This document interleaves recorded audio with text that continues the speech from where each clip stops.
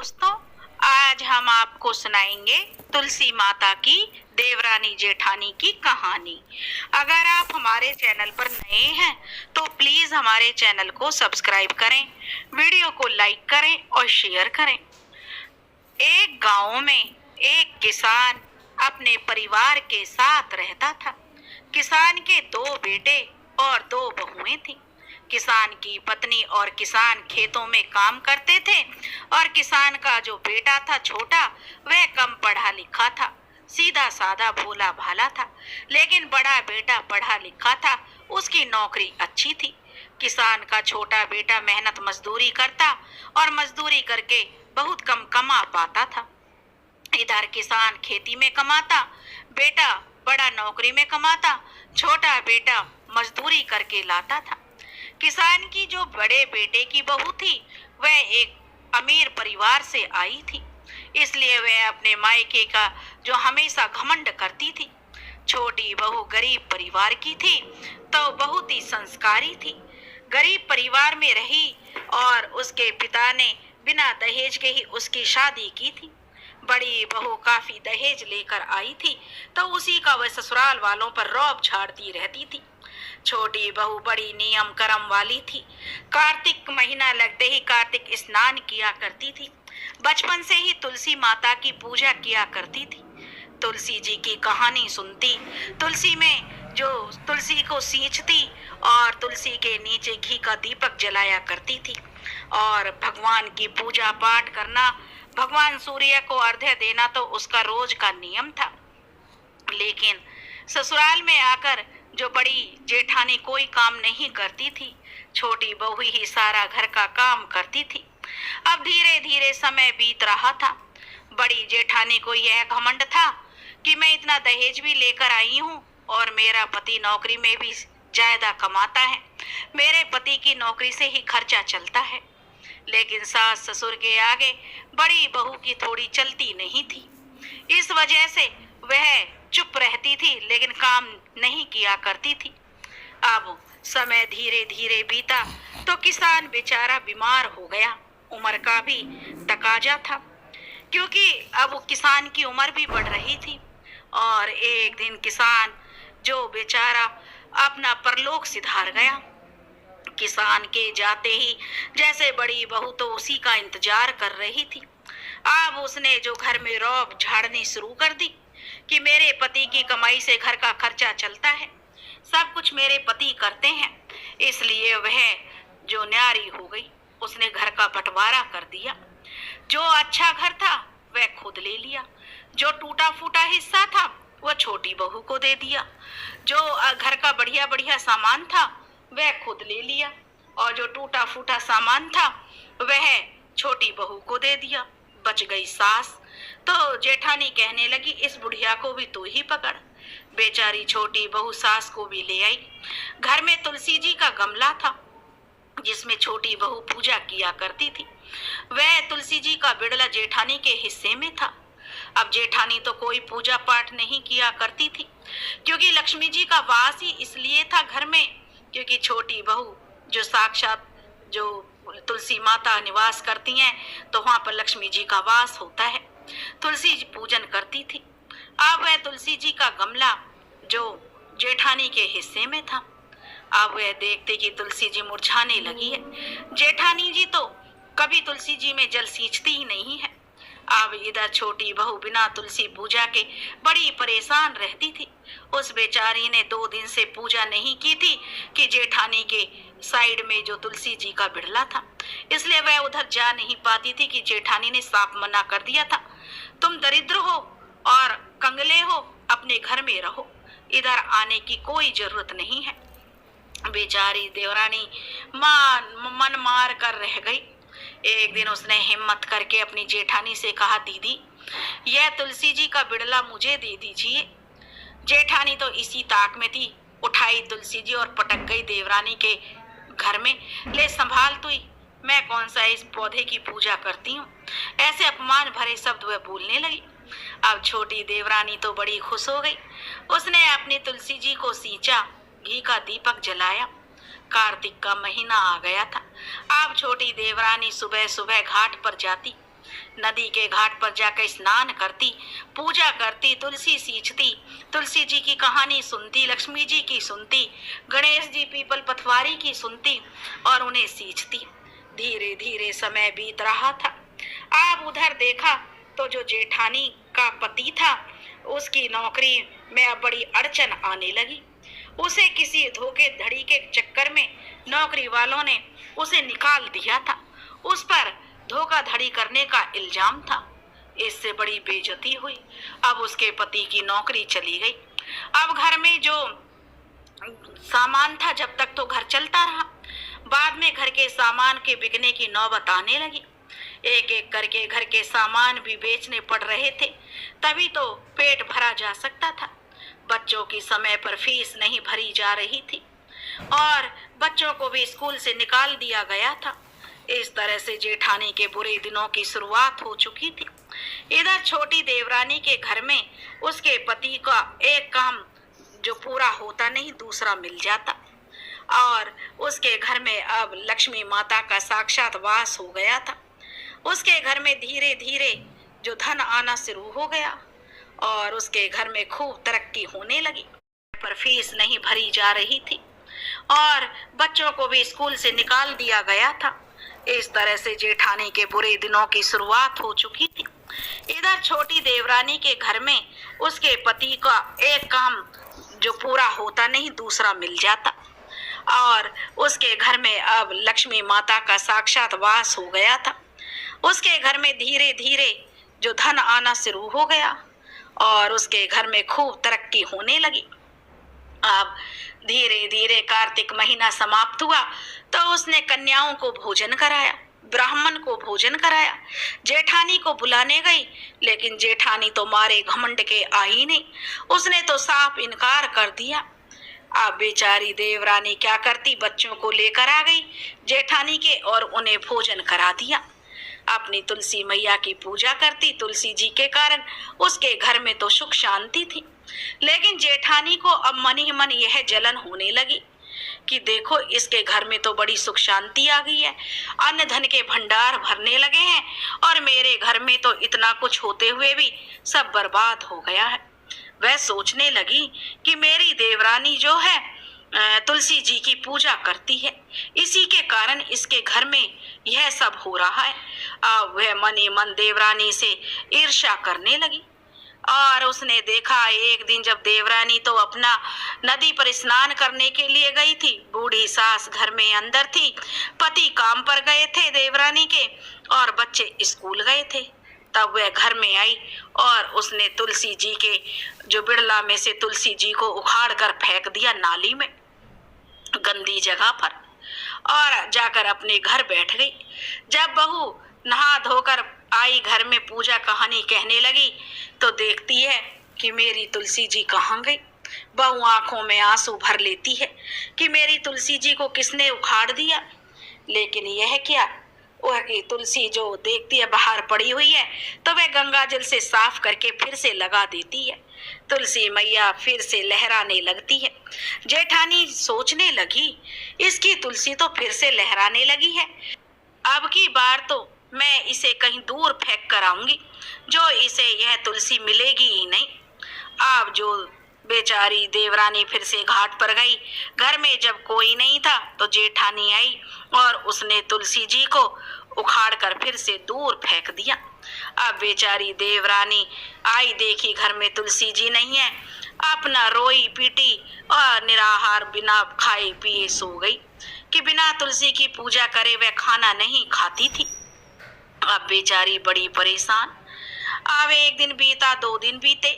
अब तुलसी जी जो बेचारी तुलसी जी नहीं आई तो तुलसी जी उसे सपने में दिखाई दी कि बेटी तू क्यों घबरा रही है, तू जहाँ नदी के घाट पर स्नान करेगी वहीं पर मैं हूँ और वहीं पर तू मुझे सींचना, और तुझे ज्यादा ही परेशानी है तो आंखें खोल कर देख, मैं तेरी खाट के चारों तरफ उग आई हूँ। अब देवरानी उठी तो क्या देखती है, उसकी खाट के चारों तरफ तुलसी उगी हुई थी। अब तो घर के अंदर थी। अब देवरानी बड़ी खुश हुई, उसने तुलसी सींची, कहानी कही और अपना खाना खा लिया। अब जेठानी फिर से झांक कर देखती है कि घर में तुलसी भी नहीं है। फिर देवरानी कैसे खाना खा लेती है। वो तो सोचती थी जब देवरानी खाना ही नहीं खाएगी तो बीमार होकर मर खप जाएगी। इसका जो बड़ी तुलसी तुलसी करती है, मेरा सारा घर बर्बाद हो गया, पता नहीं क्या टोने टोटके करती रहती है। क्योंकि खुद तो वो पूजा पाठ धर्म कर्म कुछ करती नहीं थी। देवरानी करती तो उसे वह टोने टोटके का नाम देती थी कि इसने मेरे घर पर कुछ कर दिया, इसने मेरे घर को बर्बाद करवा दिया। इस तरीके से वो बोलती थी। अब बेचारी तुलसी माता खाट के चारों तरफ उगाई। अब बहू नहाती धोती पूजा पाठ करती, तुलसी सींचती, कहानी कहती। अब उसके घर में फिर से, क्योंकि घर में तो किसी चीज की अब कमी ही नहीं थी, अब उसके बच्चे भी अच्छे नंबरों से पास हो रहे थे। अब उनका बड़ा नाम होने लगा। एक दिन जेठानी से रहा नहीं गया। वह कहने लगी, अरे छोटी, अब तू खाना कैसे खा लेती है? तेरा तो नियम था कि बिना तुलसी जी के तू खाना नहीं खाएगी। तब छोटी बड़े प्यार से कहती है, दीदी पता नहीं मेरी तुलसी को कौन उखाड़ कर फेंक देता था। एक बार तो मुझे बाहर नाली में मिली, उसके बाद मैंने खूब ढूंढा, दूसरी बार तो मुझे मिली नहीं। जेठानी तो कुटिल मुस्कान से जो मुस्कुरा रही थी कि सारा काम तो उसी का था, उसी का किया धरा था। अब जो वह कहती है, अच्छा तो अब तो तेरे आंगन में तुलसी नहीं है, फिर तो तुलसी के बिना कैसे पूजा करती है? तब वह कहने लगी, दीदी तुलसी जहाँ मैं घाट पे जाती हूँ वहां पर भी तुलसी है, और तुलसी मैया की कृपा से जो मेरे घर के अंदर तुलसी उगी हुई है वो तो मेरे पलंग के चारों तरफ उगी हुई है। मैं वहीं उन्हें सींच लेती हूँ, उनकी कहानी कथा कहती हूँ, सारा घर का काम करके अपनी मैया के भजन कीर्तन करती हूँ। यह देखकर तो बहू जल भुन गई। बड़ी जेठानी जो थी वह सोचने लगी, तो अच्छा अब इसने घर के अंदर तुलसी जमा ली है। अब जो वह और ईर्ष्या के जो बावली हुई जा रही थी कि इसकी क्या है जो कहीं ना कहीं इसे तुलसी मिल जाती है। लेकिन कहते हैं ना, अपने पाप कर्म लोग देखते नहीं है, दूसरे की खुशियों से जलते हैं। अपने दुख लोगों को अपने उससे नहीं होता कि हमारा कोई दुख है, दुख होता दूसरों को खुश देखकर रहने से। यही जेठानी का हाल था। उसे अपने दुख से दुखी नहीं थी, दुखी थी वह देवरानी की समृद्धि से, सुख से, उसके अच्छे आचरण से, उसके बच्चों के संस्कार से। दुखी इसलिए थी क्योंकि अपने बच्चे तो बिगड़ रहे थे। देवरानी के बच्चे बड़े संस्कारी थे और इधर पति की नौकरी छूट गई, शराब पीने लगा था।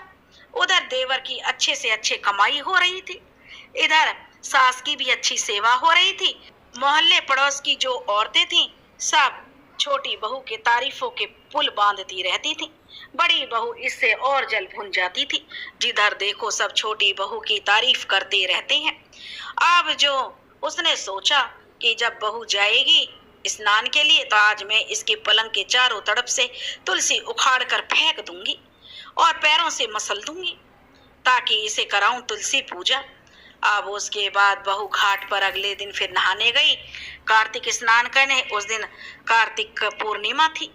अब वहां पर उसे थोड़ा समय लग गया कि कथा कहानियां कहने में, और भी सखियां वहां पर आई हुई थी। अब इधर जेठानी को तो अच्छा मौका मिल गया। वह बहू के कमरे में गई और देखा कि चारों तरफ तुलसी उगी हुई है। सबको उसने नोच नोच कर उखाड़ कर पैरों तले खूंदना शुरू कर दिया। लेकिन यह क्या, जैसे ही उसने पैरों से तुलसी जी को छुआ उसकी आंखों की रोशनी चली गई। अब जेठानी अंधी हो गई, उसे कुछ दिखाई नहीं दे रहा था। जैसे तैसे करती पड़ती अपने घर आई और आकर वह जोर जोर से रोने लगी। देवरानी आई तो दौड़कर जो जेठानी के पास गई, कहने लगी, दीदी क्या हो गया, क्या हो गया, तुम क्यों रो रही हो? वह कहने लगी, ये नहीं बताया कि मैंने तुलसी जी का पैरों से रौंद दिया इसलिए हुआ? तो कहने लगी, मेरी आंखों की रोशनी चली गई। देवरानी ने जैसे ही देखा कि उसकी आंखों की रोशनी चली गई, उसने जो रास्ते में थी उसके एक हाथ एक पैर को जो लकवा मार गया। अब तो जिस पैर से उसने तुलसी जी को छुआ था उस पैर में भी लकवा मार गया। अब तो बेचारी से ना बोला जा रहा ढंग से ना कुछ। अब छोटी देवरानी अब जेठानी की भी सेवा करने लगी। जेठ के बच्चों को भी देखती, अपने को भी देखती, खुशी खुशी उनकी सेवा करती।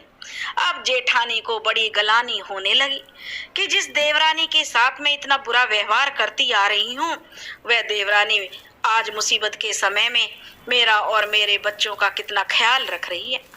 अब वह जेठानी जो रोने लगी, फूट फूट कर देवरानी के पैरों में गिर पड़ी। अब वह कहने लगी, दीदी क्या बात है, ऐसा क्या हुआ? तब वह रो रो कर कहती है कि छोटी, मुझे माफ कर दे, मुझे मेरे पापों की सजा मिली है। मैं तेरे सुख को देखकर बड़ी जलती थी। मैंने ही तेरी तुलसी जी को जो नोच नोच कर फेंका था, और जो तेरे कमरे के अंदर तुलसी थी उसको जैसी मैंने पैरों से रौंदना चाहा तो मेरे पैर में लकवा मार गया और मैं आंखों से अंधी हो गई। यह सुनकर छोटी देवरानी कहने लगी, कोई बात नहीं दीदी, आपने मैया का अपमान किया है, लेकिन तुलसी माता तो बहुत ही दयालु है। आप उनसे क्षमा याचना करो तो आप बहुत जल्दी ठीक हो जाओगी। अब तुलसी जी से क्षमा याचना करने लगी। फिर सास बेचारी बूढ़ी तो थी ही, लठिया के सहारे टेकते टेकते जेठानी के घर आई। आना तो वो नहीं चाहती थी, लेकिन कहते हैं ना, बहू बेटा प्यारे होते, चाहे वो कितने भी निकम्मे हो, कितने भी नालायक हो। बहू आई, बहू से 10 बातें सुनाने लगी बुढ़िया सास कि तुझे शर्म नहीं आई। अब एक काम कर, इसका कोई ना कोई उपाय ढूंढेंगे, तुलसी माता से क्षमा याचना कर। अब बेटा को बुलाया तो बुढ़िया ने अपने दोनों बेटों को बुलाया, छोटी बहू को बुलाया और पूछने लगी कि इसका कोई तो समाधान निकले। छोटी बहू कहने लगी, किसी विद्वान पंडित जी को बुलाओ। अब पंडित जी को बुलाया तो पंडित जी कहने लगे, देखो बड़ी बहू ने पाप तो बहुत बड़ा किया है, साक्षात लक्ष्मी जी तुलसी माता हैं, उनका इतना बड़ा अपमान किया है। अरे तुम पूजा नहीं कर सकते तो किसी को रोको भी मत, लेकिन इसका अब एक ही उपाय है। अगले कार्तिक का महीना जब आएगा, जब छोटी बहू तुलसी सींचेगी और तुलसी जी के सींचने से जो पानी नीचे झड़ेगा, उसके पानी से जो छोटी बहू को, बड़ी बहू को 1 महीने स्नान कराया जाएगा, तभी यह ठीक होगी। लेकिन 1 साल का समय था। आप बोले चलो ठीक है। अब छोटी बहू बड़ी बहू का, अपने जेठ का और उनके बच्चों का ख्याल रखती, खाना बनाती, उनके घर की साफ सफाई करती, अपने घर का भी करती, जो समय बचता अपनी तुलसी मैया की पूजा करती। धीरे धीरे दिन बीते, फिर महीने बीते और साड़ बीता, सावन बीता, भादो बीती, क्वार बीता, कार्तिक का महीना आया। अब कार्तिक का महीना आया तो छोटी बहू तो कार्तिक स्नान किया करती थी। बूढ़ी सास कहने लगी, बहू मैं भी कार्तिक स्नान करूंगी। कार्तिक स्नान और तुलसी पूजा का बड़ा महत्व है। बहू अपनी सास को सुनाती थी। बोली, सास की मैं तो अब बूढ़ी हूँ, पता नहीं कब मेरा यह शरीर छूट जाए, इसलिए शायद आखिरी बार ही सही मुझे भी कार्तिक स्नान करा दे बहू तू। अब बहू जो नदी पर जाती, वहीं से बाल्टी भरकर लाती और अपनी सास को घर पर लाकर स्नान कराती, फिर भोजन बनाकर खिलाती। ऐसे ही समय बीत रहा था और जो तुलसी सींचती उसका पानी इकट्ठा करके अपनी जेठानी को स्नान कराती। धीरे धीरे समय बीता और कार्तिक पूर्णिमा आ गई। अब धीरे धीरे जेठानी के सभी अंग ठीक होने लगे। अब उसे कार्तिक पूर्णिमा के दिन जब ब्राह्मणों को भोजन कराया, कन्याएं जिमाई गई, तो पूरी तरह से बहू ठीक हो गई थी। जब जेठानी ठीक हो गई तो जाते ही देवरानी के कदमों में गिर गई। तुलसी माता से क्षमा याचना करने लगी, कहने लगी मैंने बड़ा पाप किया था, और उसकी क्षमा मांगने लगी और कहने लगी तुलसी जी की पूजा का बड़ा महत्व है। अगली साल से मैं भी जो कार्तिक स्नान किया करूंगी। आप देखो अगली साल जब कार्तिक आएगी तो उसने भी जो अब जेठानी ने बुरे कर्म छोड़ दिए, जलना करना, ईर्ष्या करना, किसी को खुश देखकर जलना, यह सब उसने छोड़ दिए, क्योंकि उसे चोट तो इतनी गहरी पहुंची थी। अब भगवत भक्ति का जो उसके मन में संचार हो चुका था। अब जो बेचारी सासू माँ तो बूढ़ी थी, परलोक सिधार गई। अगले साल फिर कार्तिक का महीना आया तो दोनों देवरानी जेठानी जाने लगी। कार्तिक स्नान करती, पीपल पथवारी सींचती, तुलसी सींचती, तुलसी जी के नीचे घी का दीपक जलाती, कहानी कहती और घर को आती। अब धीरे धीरे जेठानी के घर में भी जो लक्ष्मी का वास होने लगा। जेठानी के पति की अब फिर से जो कंपनी वालों ने उन्हें बुला लिया कि किसी गलत फहमी के कारण जो उन पर धोखाधड़ी का इल्जाम लगा था। अब उन्हें नौकरी पर फिर से बहाल कर दिया गया। जेठानी के घर में अब धीरे धीरे सुख शांति आने लगी। लक्ष्मी जी का वास होने लगा। अब वो देवरानी जेठानी हर साल कार्तिक स्नान किया करती। दोस्तों, हे कार्तिक मैया, हे तुलसी मैया, हे लक्ष्मी मैया, जैसे छोटी देवरानी पर बरसी, ऐसे सब किसी को आना। जैसे जेठानी को आई, ऐसे किसी को मत आना। जो लोग यह कहानी सुन रहे हैं और जो यह कहानी सुना रहे हैं, उनके घर में भी अन्न धन के भंडार भरते रहना। जय हो तुलसी मैया की। दोस्तों, अगर आपको यह कहानी पसंद आई हो तो प्लीज हमारे चैनल को सब्सक्राइब करें, वीडियो को लाइक करें और शेयर करें। राधे राधे।